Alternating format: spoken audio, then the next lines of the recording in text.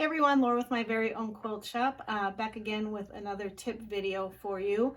I'm sure you've all seen patterns that call for multiple charm packs, 3 or 4, and it adds up fast when you're buying 4 charm packs. So my tip is to use a layer cake that you cut yourself into the charm packs when you need those multiple charm packs. So what we're going to do today, we're going to use the Stripology Squared ruler to make really quick work of that.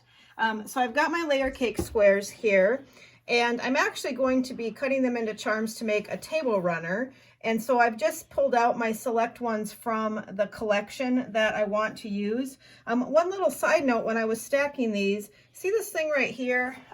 This is why I pre-wash batiks. I don't pre-wash pre-cuts. I'll just scrape this off. What that is soda ash that is used during the production process that has gotten stuck. And when you pre-wash, usually all of that will come out. So that's just a little side note. But I've got 3 squares layered here, and I'm actually going to add one more. This is the set I'm going to be cutting, and I need charm squares for my pattern, and I need 44 of them. I'll end up with this collection. I've got a couple extra, so I have some options to use my favorites more than once. So I will show you how easy this is. Now, sometimes this particular manufacturer has pinked edges, so you can see they're a little bit wider than 10. So even when you're using the 10-inch squares, if you need to trim them down, the Stripology ruler makes that super easy.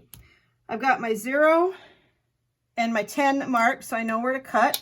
So first we're going to cut on the 0 and the 10. Then we'll get rid of our excess. And we're going to turn them around. You can also use a rotating mat. That will make that much easier. And now I've got my bottom edge cut. So again, we want to make sure we've got our overlap. So 10 and 10. But now what we're going to do, we're also going to cut on the 5. And this is where the rotating mat would be really handy. But I'm actually just going to rotate the big mat and hope my other ones don't fall off. Scott's going to hold those for me. Now, we want to make sure we have room to cut here. Line up your edges. Make sure you're straight on the bottom. Cut through the 5 again, and now you have 4 charm packs. And cutting up a layer cake into charms is going to be more cost effective too, if you have the time to do it and you can do it efficiently with a ruler like the Stripology Squared. If you're having to cut them individually, then I would just spend the extra money and buy the extra charm packs. But there's those great patterns that call for 4 charm, or you're upsizing the pattern and it needs 3, 4, 5 charm packs.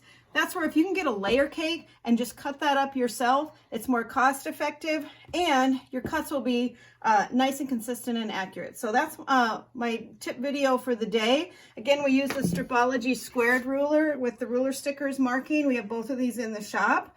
And then this happens to be a Robert Kaufman layer cake, but this would work with any stack of 10-inch squares, even from your stash.